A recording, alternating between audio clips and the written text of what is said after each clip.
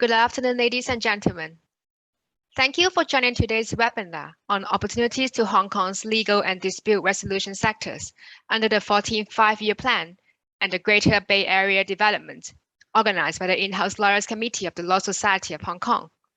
I'm Karen Wong, member of the In-House Lawyers Committee and MC of today's webinar. Today's webinar will run from 1 p.m. to 2 p.m. and carries 1 CPD point.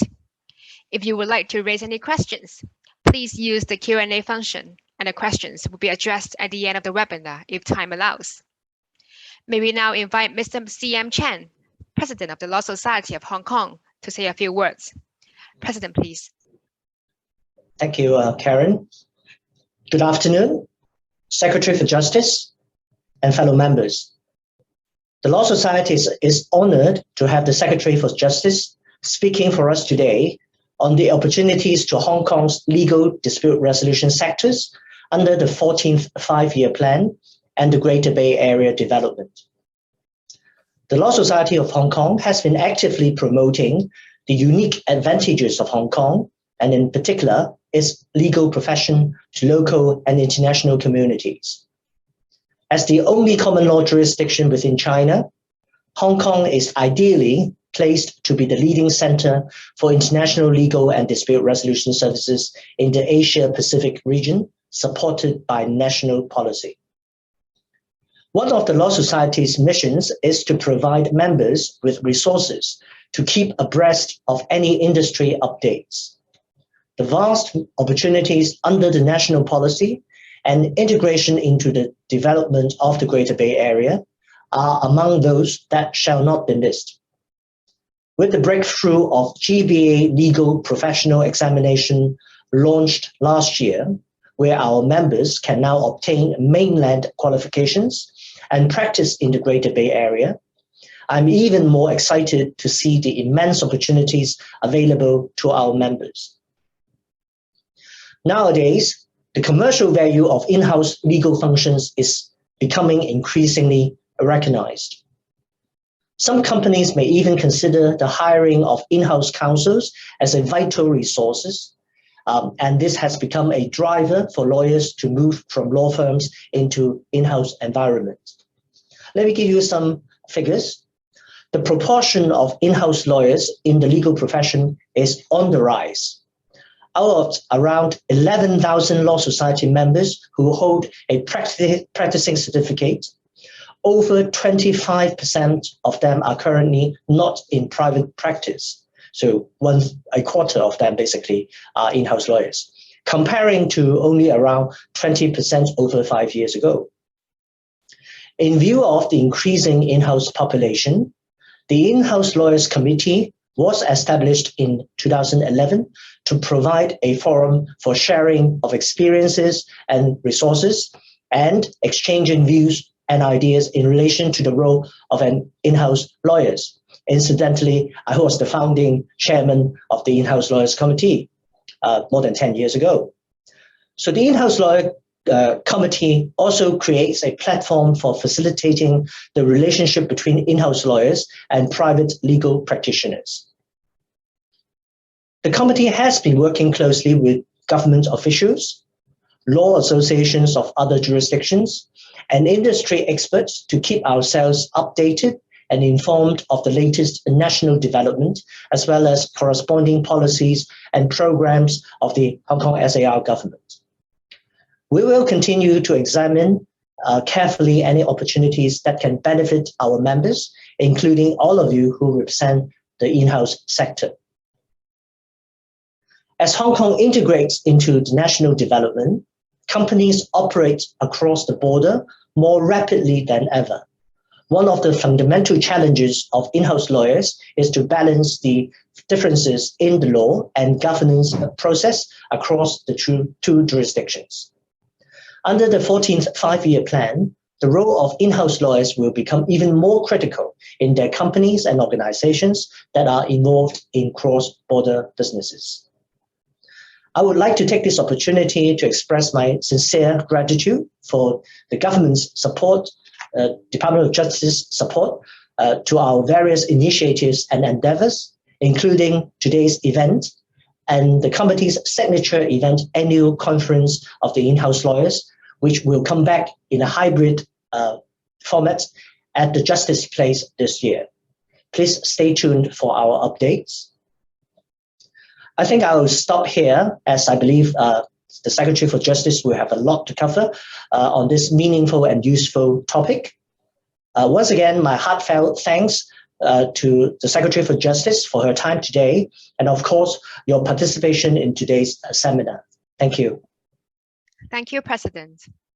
Without further ado, let us welcome the Secretary for Justice to give us her presentation. SJ, please. Thank you. Well, thank you very much, Karen, and thank you, CM, for that very useful introduction. I have been given the task of trying to cover 5 questions, 2 of which relate to the national policies of the 14th Five-Year Plan and the Greater Bay Area, and 3 more related to the legal sector. And I understand that I shall finish at 2 p.m. and allowing time for Q&A. So I would try my best to leave more time for Q&A so that there'll be questions that perhaps are of interest to others that I may not be aware of. So I'll try and do that.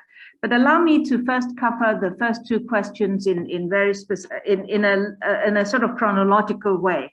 Actually, in February of 2019, the central government promulgated the outline development plan for the Guangdong, Hong Kong, Macau, Greater Bay Area, the GBA development plan. And it is from that plan that a lot of all these initiatives that we're talking about came to fruition. Hong Kong is one of the 4 main cities that are described as core engines for regional development in the GBA. The other 3 is Macau, Guangzhou, and Shenzhen. And I think it's useful to recap what the Greater Bay Area Development Plan clearly supports, and it's in 6 major areas. And I think some of the adjectives as to what is to be done is important. And I'll try and be as verbatim as I could here. Consolidating and enhancing Hong Kong's status as international financial, transportation, and trade centers, as well as an international aviation hub. Strengthening Hong Kong's status as a global offshore renminbi business hub, and its role as an international asset management center and risk management center. Promoting the development of high-end and high value-added professional services, ranging from financial, commercial, trading, etc. Making great efforts to develop the innovation and technology industries, nurturing emerging industries. And for the lawyers here, establishing Hong Kong as the Center for International Legal and Dispute Resolution Services in the Asia-Pacific region. And lastly, developing Hong Kong into an international metropolis with enhanced competitiveness. I think those 6 major areas actually are very important, and a lot of these are actually what government has been focusing on. Now, let me then give you an overview of the Greater Bay Area, some core figures. First, we must understand from the national policy perspective, what is the objective of the Greater Bay Area? The ultimate objective is to develop it as an international first-class Bay Area, ideal for living, working, and traveling. So that's the core. And how do they intend to achieve that is to, and I quote, further deepen cooperation amongst Guangdong, Hong Kong, and Macau, fully leverage the composite advantages of the 3 places, facilitate in-depth integration within the region, and promote coordinated regional economic development.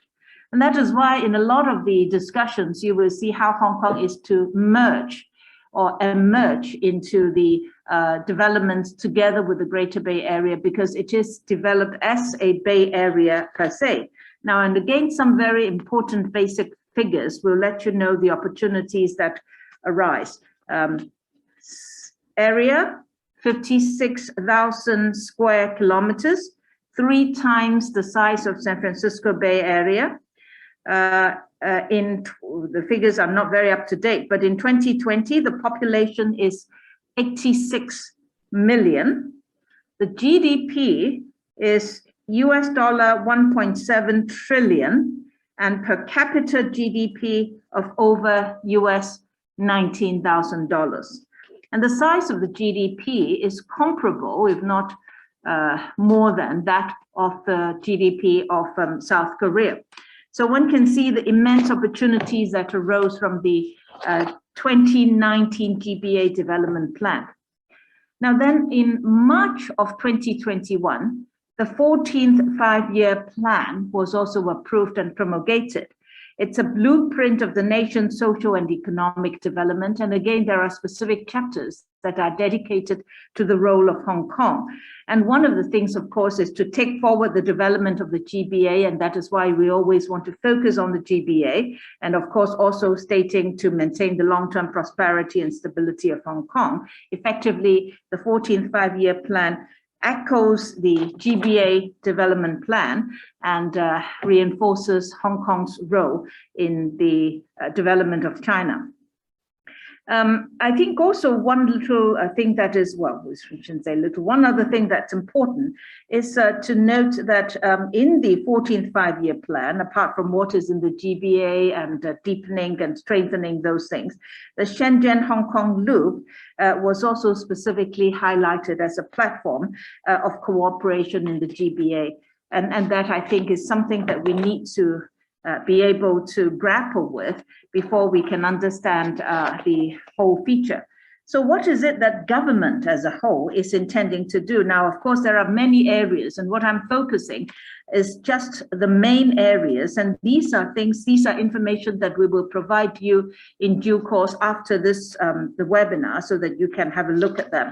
The specific areas that Hong Kong see its role in the GBA is the provision of financial services, legal services, business services in the sense of marketing, accountancy, maritime, project management, risk management, IT, top-notch innovation and technology businesses, and creative services. So those are the specific areas that the government wants to highlight as being the role of Hong Kong in the GBA development in the light of the GBA development plan.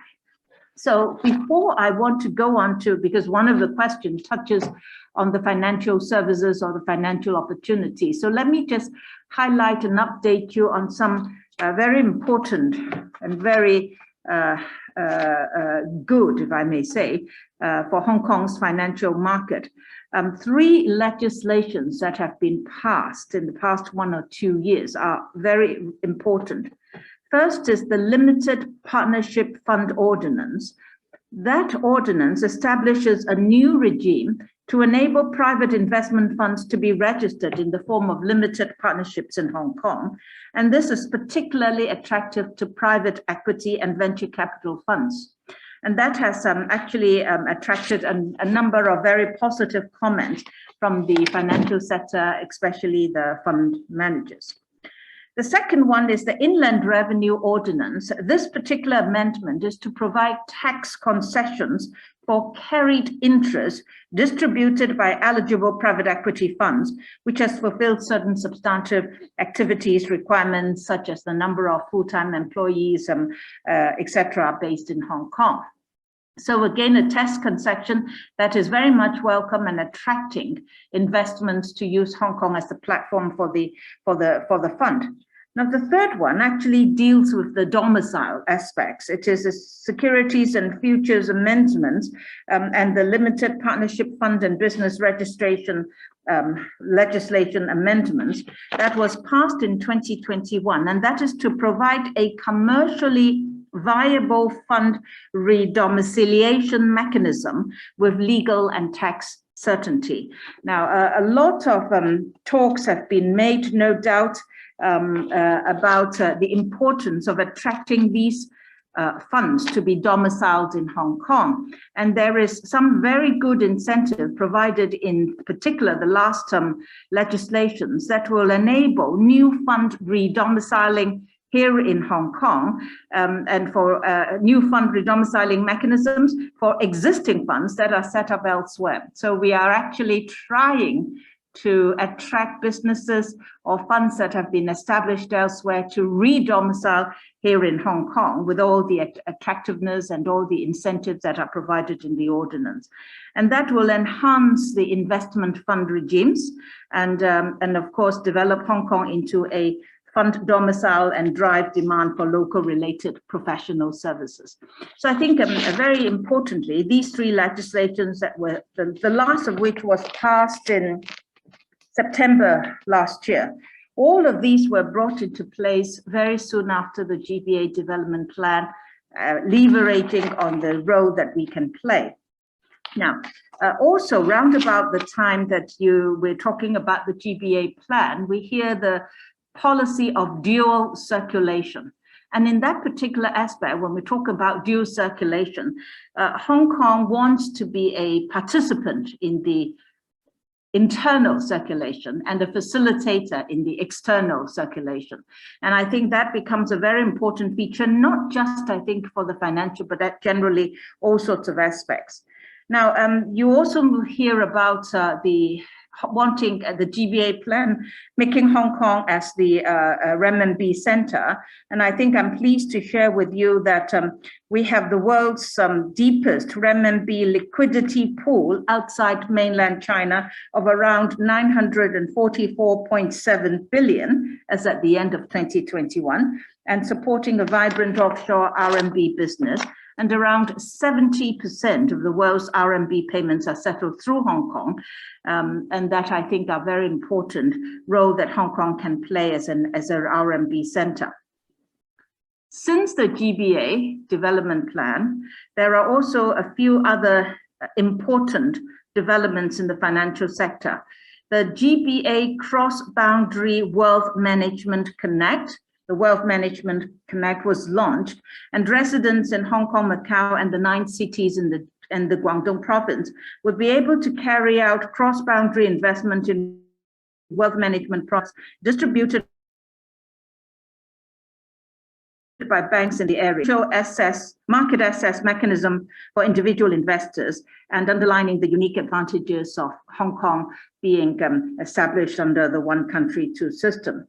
And apart from that, there are developments in the green finance and also quality insurance service, with Hong Kong having the highest concentration of insurers in Asia. So these are the developments that have come into place since the GBA development plan, capitalizing on the role that Hong Kong is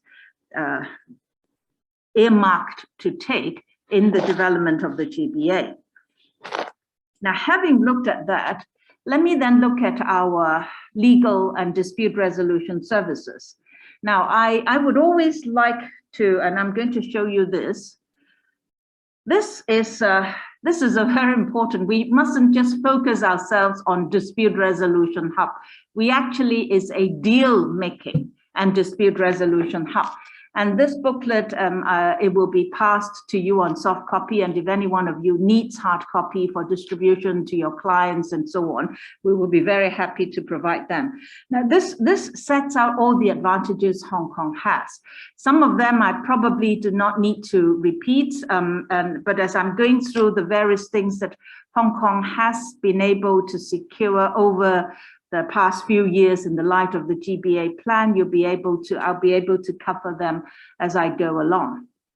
And in the questions, again, I'm trying to focusing my answers or my address along the questions that have been asked. And one of them specifically relates to the Greater Bay Area Qualification Exam. Now, the GBA Qualification Exam is a very important breakthrough for PRC lawyer qualification exam. Now, some of you may be aware that for those who take the normal qualification exam, which is already in place for some time, the passing rate is not high at all, and it's quite demanding. The GBA exam is equally demanding, but perhaps more in the focus of the areas that those who are taking the PRC GBA exam, I should say, would be relevant, namely more in the civil commercial sector area. And so the whole idea of securing that, actually, I can share with you some of the hurdles that we have had to go through. First of all, I think the support from the Ministry of Justice is important. I remember being told that Guangdong actually has the highest concentration of lawyers in the whole of China. And for us to be able to have a breakthrough and be able to practice in the Greater Bay Area, even domestically, they have to do a lot of appeasement and discussions with the Guangdong lawyers. But ultimately, everybody sees that it is for the good of the development of GBA, and it is very much a win-win situation, because whilst Hong Kong lawyers can be qualified to practice PRC law in the GBA area, it will also, through these collaboration, allow some of the Guangdong areas that work with us, work with the Hong Kong lawyers, to be able to be more exposed to what one might call the foreign related elements that are sometimes involved in making deals.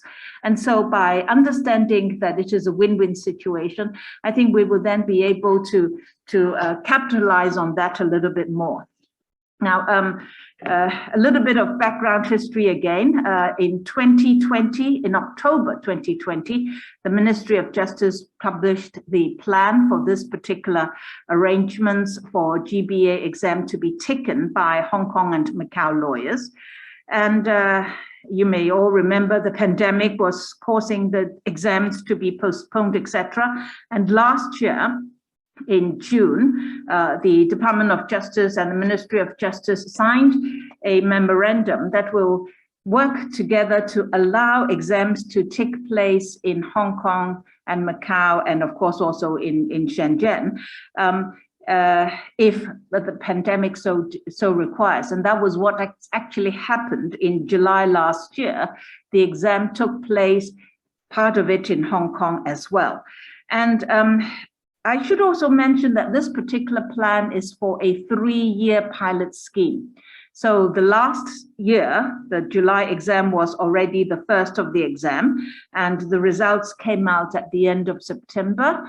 And in fact, I think I would be right in saying that the training that is provided by the Guangdong Law Society has just finished. It started from January and finished, I think, in early April.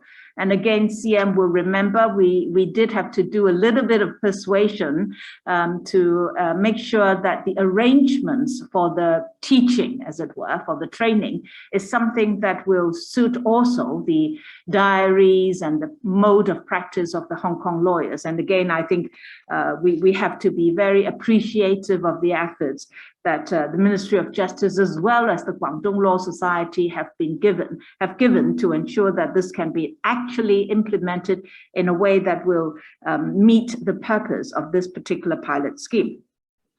I believe that you will have to take an oral exam soon. So I wish those of you who's gone through the training the very best of luck, because after you take your exams and get qualified with practicing certificate, you will be the very first batch of dually qualified lawyers that will serve the Greater Bay Area in a very professional and useful way. Now, the next batch of next exam is probably in June, and I think there will be some announcements coming through. I think the exact date is not known. We have closed 11th. June 11th, I'm told. So the June 11th is the exam date. Those of you who have registered will no doubt have to go through the relevant training. And may I say that it's very useful to go through the training itself, let alone taking the exam and passing it, because you will be taught by some of the top lawyers who are very knowledgeable in the relevant area, so that you would have a very good understanding of how the Chinese law operates and so on and so forth. So that's coming through.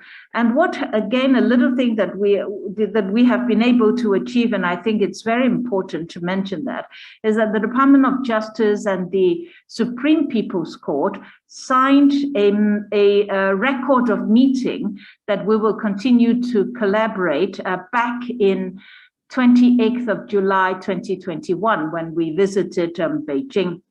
at that time. Now, through that particular record of meeting, the Supreme People's Court is going to provide training practical training for those who have been qualified to practice PRC law in the GBA area. And I think that is a very unique opportunity. I believe even PRC lawyers may not get that. So we're going to be trained by the Supreme People's Court to know exactly how all these things are going to happen. Now, there are other things that have happened. There are a lot of little events that have taken place. I can't go through them all, but I think we all have to be very appreciative of the efforts that has been put into it, not just by the Ministry of Justice, but also the Ministry, the Guangdong Ministry of Justice, who of course is the main body implementing all that. Now, what are we going to do for those who have passed the exam? Through the joint conference of the Greater Bay Area legal departments, we are trying to see if we can do a matching exercise, because from the discussions we understand, from the discussions with the legal sector here in Hong Kong, we understand that there are a lot of mismatching. A particular lawyer practicing in IP, for example, was into a particular firm that deals with maritime, for instance. So we're trying to explore how best we can do the matching exercise so that the right qualified, duly qualified lawyer can join a compatible PRC law firm that practices the same area, so that we actually create a synergy for both the individual as well as the law firm. The practicing notes are already in place, nearly promulgated. I'm sure we'll be able to have them brought into discussions very soon. There was a question in one of the 5 questions as to whether we should expand this particular Greater Bay Area exam. Now, of course, we all want to expand it to a larger area, including areas that a lot of Hong Kong lawyers or Hong Kong businesses are doing. But I think we have to be very pragmatic. Let us use these 3 years pilot scheme in the fullest, capitalizing on getting qualified, actually carrying out business that is going to show that this particular pilot plan is beneficial, not just to the Hong Kong lawyers, but also the development in the particular region. I think with those results, we will then be able to persuade and try and explore whether it is possible to expand the particular scheme. So I don't think there is any door to say that that's it, no, nothing more. But I think we must show that we are able to utilize and capitalize it on this. The second area I would like to talk about in the Greater Bay Area, the opportunities, is the choice of applicable law and the choice of the seat of arbitration. Now, when I speak to businesses, I coined the phrase of 港資港法港仲裁 Hong Kong enterprises, or what I call wholly owned Hong Kong enterprises, WOKE, WOKIES, and then Hong Kong law and Hong Kong arbitration. Now, that actually has already been partially in place, because in the Shenzhen Hong Kong Modern Service Industry Cooperation Zone of the Shenzhen Special Economic Zone, that particular rule that was implemented already allows foreign enterprises that are registered in the Qianhai area, that regulations, registered in the Qianhai area, to use Hong Kong law. Now, I think that's very important, although I try and coin the phrase as 港資港法港仲裁 Hong Kong enterprises, Hong Kong law and Hong Kong arbitration. It's actually, you can actually sell Hong Kong law to any foreign enterprises.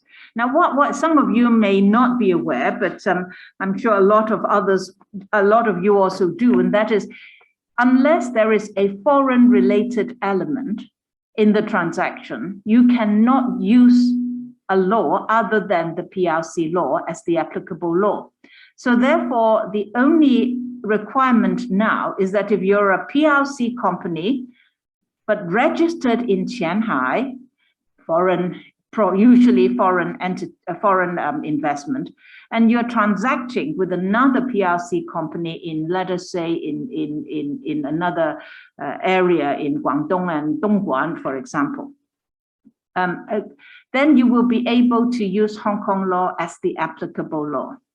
Now, the choice is given. It's a matter for the two parties to decide whether or not to adopt it, but it will certainly allow these Chinese enterprises to be familiar with foreign law, foreign in the sense of non-PRC, and that will also assist them in getting themselves ready for the development of their own businesses when they move out from the Greater Bay Area into other parts of the world. And of course, for Hong Kong lawyers, that is something that is clearly beneficial. And from a lot of businesses that are wokies there, the business people are very pleased because they are more familiar and more comfortable with Hong Kong law. The second aspect with this is the seat of the arbitration. And again, unless there are foreign related elements involved, you can't choose a seat outside of the mainland. It has to be a mainland seat.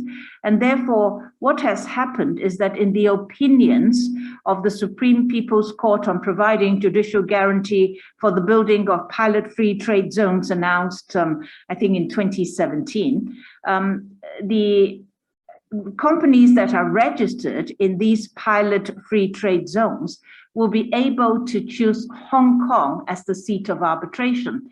And these free trade zones, I remember, would include Shenzhen Shekou, Shenzhen Shehou.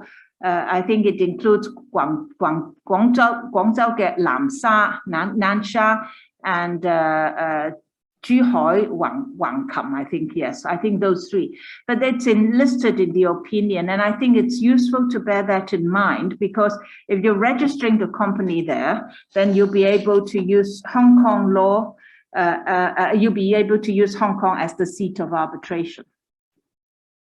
Now then, the next thing that one ask about is, well, if I do not use arbitration and I have a judicial setting because for whatever reason you didn't put in a dispute resolution clause, what's going to happen?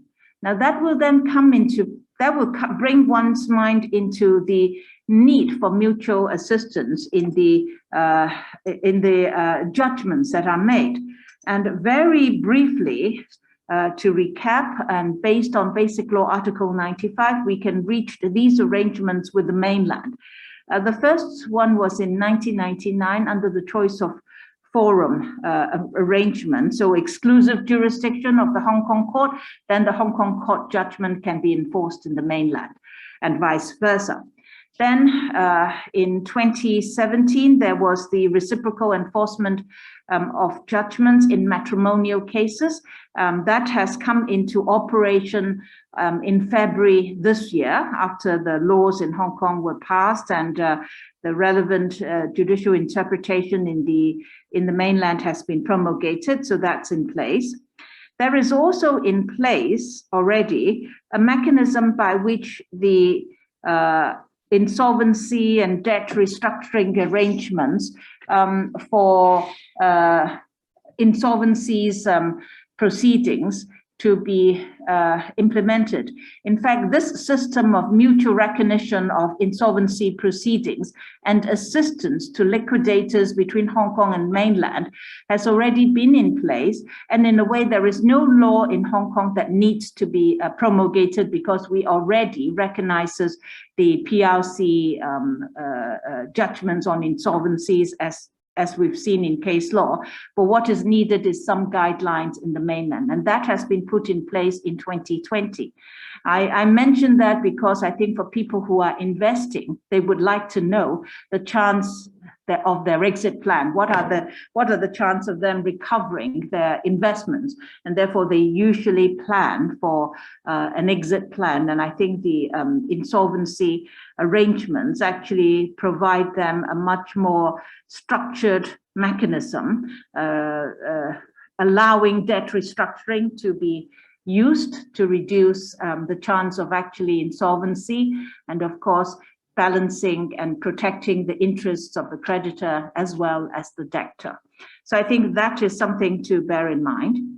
The next thing to bear in mind in terms of the judicial mutual assistance is the recognition and enforcement of judgments in civil and commercial matters. That was actually signed in January of 2019. The Hong Kong domestic legislation to implement that is now going to go to LegCo very, very soon. And we're hoping that this will be passed very soon, so that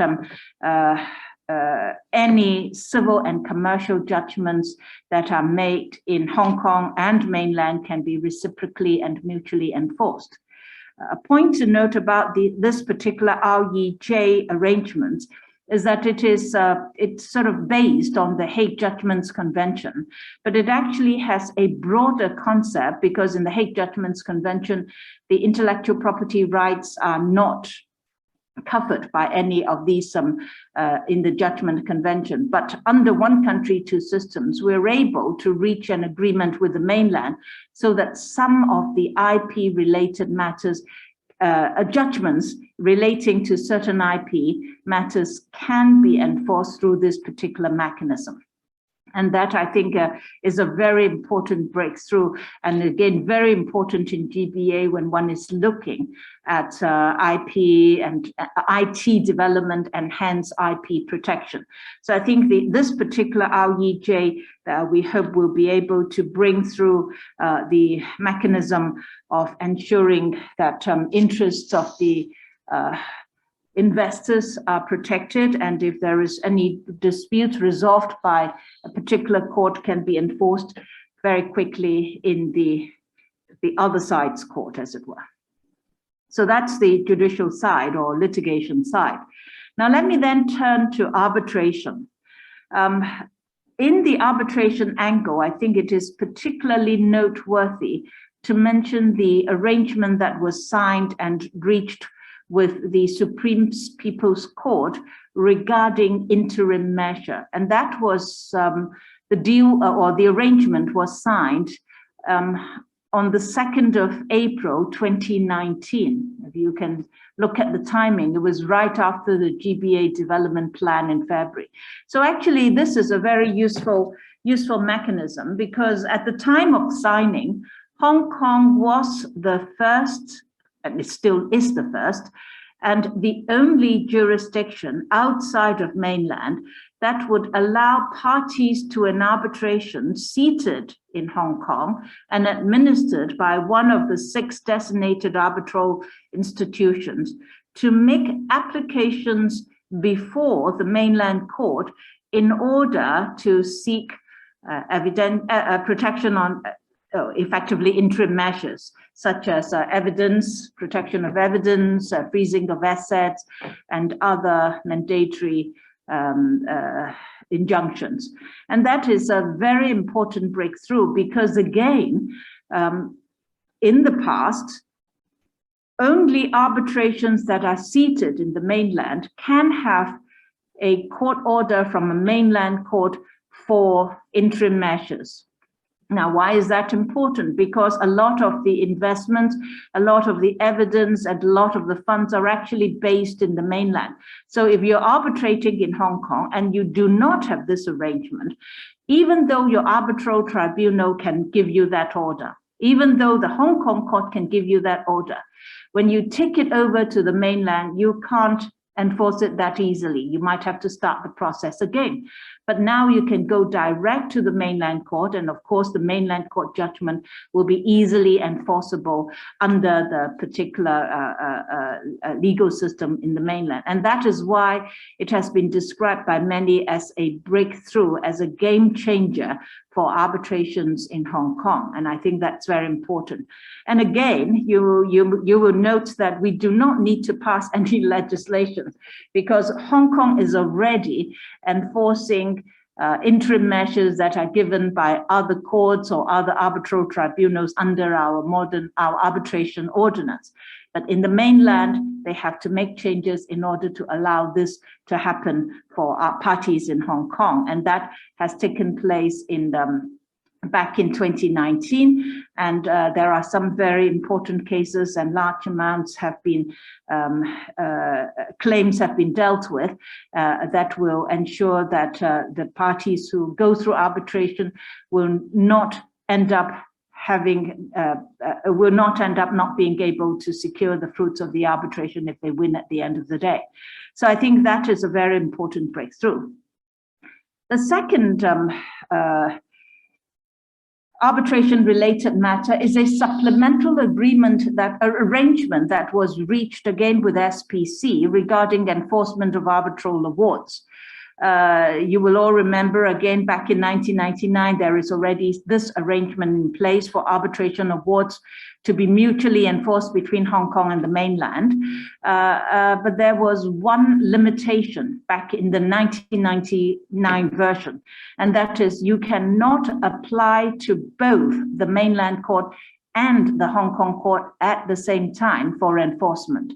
Now that has caused some injustice because some party was being delayed, and that was actually criticized or raised by a particular court. In this supplemental 2020, we're able to remove that hurdle.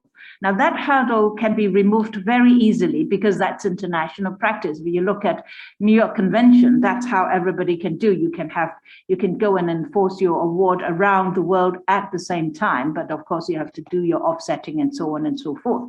So that was a very important breakthrough to ensure that parties, if they see the need, can go and seek enforcement in both the mainland and the Hong Kong court at the same time. The second important breakthrough is to remove the concept of having to be dealt with by a particular arbitral institutions that are on a list that is gazetted from time to time. It brings in line the international understanding of the way the New York Convention operates, and that is to refer to the seat of arbitration. And so we will not be worried about the particular arbitral body, is it on the list or is it gazetted and so on and so forth. So that's very much in line. The third matter that is important, and again it's worth mentioning, is that it explicitly and clearly states that parties seeking to enforce an arbitral award can seek interim measures or effectively interlocutory protection of assets pending the resolution of the enforcement proceedings. Again, that will ensure that as soon as somebody sees that assets are being divested elsewhere, they can go and seek an injunction in the mainland court and in the meantime continue with the enforcement proceedings. And I think that is a very important clarification for everybody to understand that that is permissible for a Hong Kong award to be enforced in the mainland. There is some changes and open understanding of the word recognition. I need not trouble you on that, but the first 3 points are very important. The third matter relating to arbitration, and this time is entirely, if I call, internal here in Hong Kong, is the adoption of the Law Reform Commission's report on outcome-related fee structure for arbitration. Now that is, I'll call that OFSA, O-R-F-S-A, I'll call that OFSA. The OFSA arrangements is now going through the legislative process. The arbitration ordinance has to be amended. The legal practitioner ordinance has to be amended. The Law Society and the Bar Codes of Conduct or rules will have to be amended to allow the solicitors and the barristers to adopt this particular mechanism. But so far as the government is concerned, we need to provide a mechanism by which people can adopt it. In other words, you can do a conditional fee, a damages-based, or a hybrid damages-based. I will not have time to go through how it operates, but I think you can read them in the lexical papers, or you can read the Law Reform Commission report. And in fact, CM was one of the members of the subcommittee that worked on that Law Reform Commission report.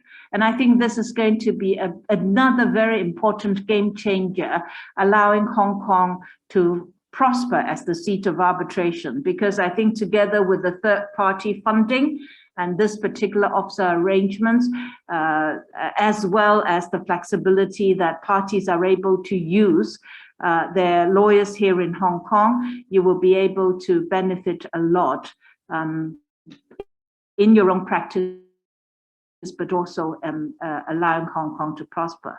And one little point you may wish also to know is that if you look at the legislation, it permits lawyers and some arbitrations outside of Hong Kong as well. So it actually opens a very important opportunity for the legal services. So that's the main arbitration changes that has taken place since February of 2019. Let me then tell you also one other matter first, and that is APAC. APAC in 2019 has promulgated the collaborative framework for online dispute resolution of cross-border business-to-business disputes, aiming at serving MSMEs, and it's mainly ODR.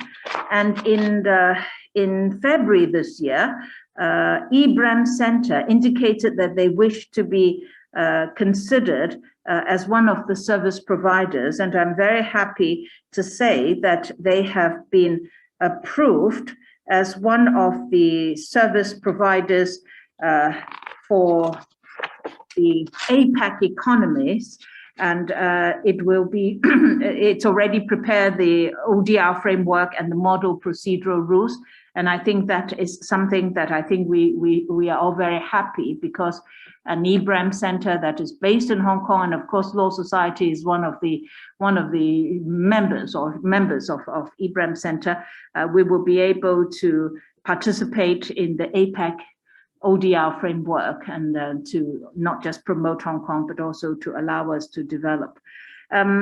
Lastly, very quickly, I should mention the Hong Kong Legal Cloud. The Hong Kong Legal Cloud was something that was promulgated in the 2020 policy.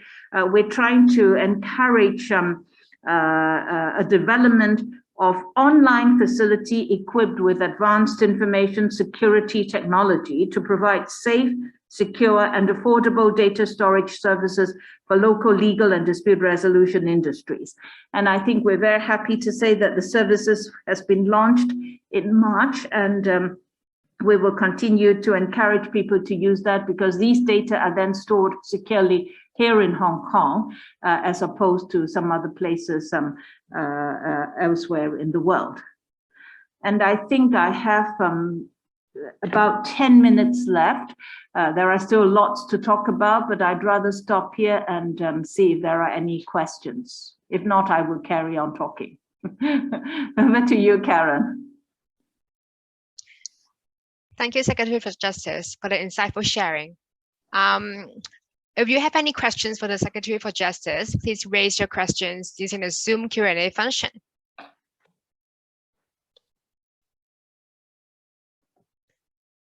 Okay, in fact, we have received some questions from the audience. May I further invite Secretary for Justice to answer them, please? The first question that we have from the audience is a practical one about a GBA legal professional examination. Given the vital role of Hong Kong in the GBA development plan, would you recommend in-house lawyers, especially young lawyers, to sit for the GBA legal professional examination? Absolutely, yes. I think if you look around the world, whether you're in-house or you're out in private practice, people tend nowadays to be dually qualified, sort of a New York lawyer and a PRC lawyer, a Hong Kong lawyer, and qualified also in Singapore, etc. And I think this particular opportunity is very unique. Other lawyers around the world cannot take this GBA exam, only Hong Kong lawyers. And so I think, yes, do it, and don't let the opportunity slip. Thank you. May I also remind the audience that on Monday this week, the Ministry of Justice also just released a notice reminding all of us that the deadline for online registration is 20 to 24th of May, which is this month. So as encouraged by Secretary for Justice, I also encourage everyone to apply and register online. The second question that we have is concerning the seat of arbitration. Now, Secretary for Justice mentioned that the choice of Hong Kong as seat of arbitration in the presentation. Could you share with us how the latest outstanding related fee structure for arbitration regime could benefit businesses and companies? And what aspects of the regime should in-house legal professions pay attention to? The outcome-related fee structure for arbitration is a study that was commissioned because of the needs that we hear from the market.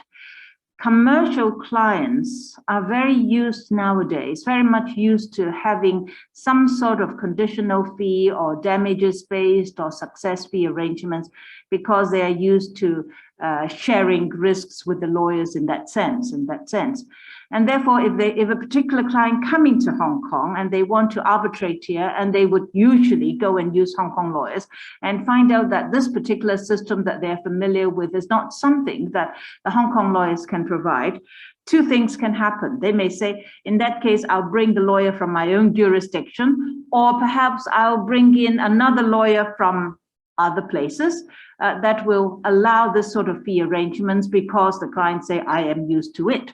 And so I think it's very important to provide and be on par with the rest of the arbitration community that are familiar with that. Another thing that could happen is that, for instance, if it's a major law firm, a major international law firm, the client coming to the Hong Kong lawyer and say, can I have some sort of conditional fee arrangements with you? And the law firm says, well, I can't, because Hong Kong, the law, society code, or the bar code, or the law does not allow me to do that. What will happen is that that major law firm will then transfer the business, keeping it within the firm, to, let us say, the Beijing office, or let us say the London office, who can arrange this sort of things. So you have people who are actually in the same law firm, but the fee earners will not be those based here in Hong Kong. And that, I think, is not right. So therefore, we think it's important to keep that option open. For lawyers, it is also something that lawyers can do, because they will be given the flexibility to choose this officer arrangements, and they will be able to negotiate and work out a structure that will be most beneficial to them, of course, but also to the cause of which they are serving. So I think this flexibility is important. And I always end up by saying, well, you can, of course, continue to use your hourly rate charging. No one would stop you that. So you're just trying to be competitive in the market and be able to attract some very good clients. And all these things are matters that will be considered by the relevant fee earner or the solicitor firm and so on. So I think that flexibility becomes very important, and it will give opportunity for the Hong Kong lawyers, but also for them to continue to use Hong Kong as the seat. And as I mentioned just now, one little thing that I think is important to bear in mind is that legislation allows the Hong Kong lawyer to use this arrangement for arbitration outside of Hong Kong. Now, people will immediately say, then are you not allowing people to go and arbitrate elsewhere? But like I was just telling you, we want to export our legal services, meaning that we're able to not just work in the Greater Bay Area, but let us say arbitrating and representing clients in other parts of the world who are familiar with this sort of fee structure. We want our lawyers to be able to provide that. So ultimately, it's still something that will be beneficial to Hong Kong. Thank you, Secretary for Justice. We have received further information and questions regarding the legal professional exam. Seems like our audience is very excited to learn more about the topic. The first question is, do you have on hand the passing rate of GBA lawyers exam on the Hong Kong part? And the second question is, if we obtained the GBA lawyers qualification, but we didn't join any PLC law firm, can we keep that qualification?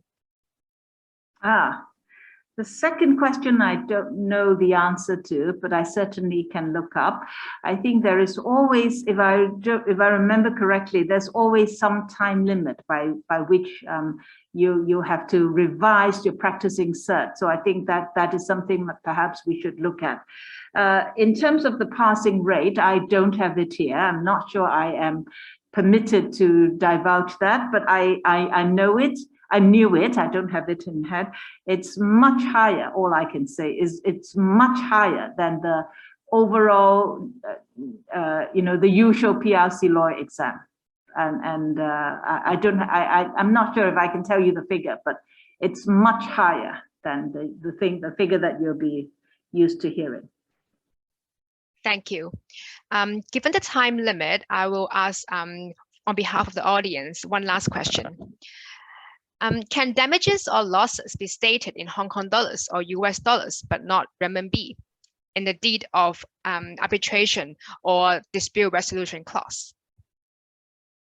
I don't understand. Can you repeat your question again? Sorry, I think the core of the question is regarding the currency of the deed of arbitration or dispute resolution.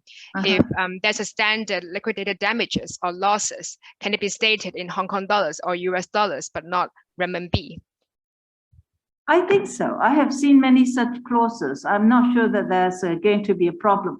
I think the question arose of the concern of SAFE as to whether you can transfer these funds out. And I think the answer has already been tackled. I think that sort of question arose maybe 20 years, 30 years ago.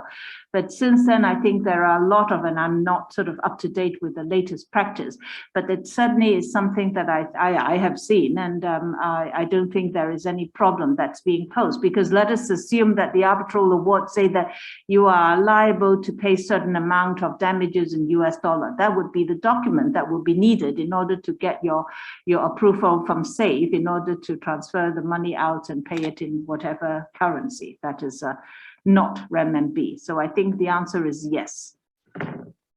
Thank you, SJ. Before the end of today's webinar, may I invite President CM Chen to say a few words again, please. President, please. Thank you, Karen. And of course, thanks very much, SJ. I mean, the audience will notice that SJ usually doesn't have a scripted note.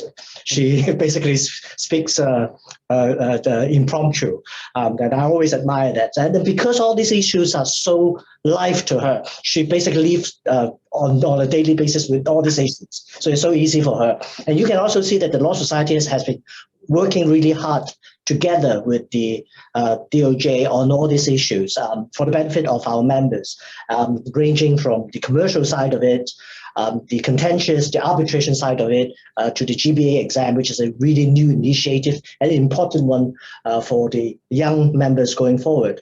I mean, there are actually more than roughly 200 participants today. It's one of the most well-attended webinars lately, actually, I can reassure you. And I hope, with your permission, I think it's very informative, what you just spoken to us. I hope I can share with some other members of what you said today, and the Secretary staff will work on that. And then finally, allow me to do a bit of promotion. There will be another webinar next week, same day, Thursday. SJ will be there to give the opening speech. I will be one of the speakers, and Karen will be the MC again. We'll be talking about OFSA. We'll be talking more on the outcome fee-related structure for arbitration. So without further ado, I turn it back to Karen. And once again, thanks, SJ, very much for this very informative session. Thank you. Ladies and gentlemen, we have now come to the end of the webinar. Our heartfelt thanks to the Secretary for Justice for her time and sharing today. We must also thank every one of you who joined us. Once again, today's webinar carries one CBT point. If you have further inquiries about today's event, please email us on inhouselawyers@hongkonglawsol.org.hk. Please continue to stay well, and we hope to see you all again soon.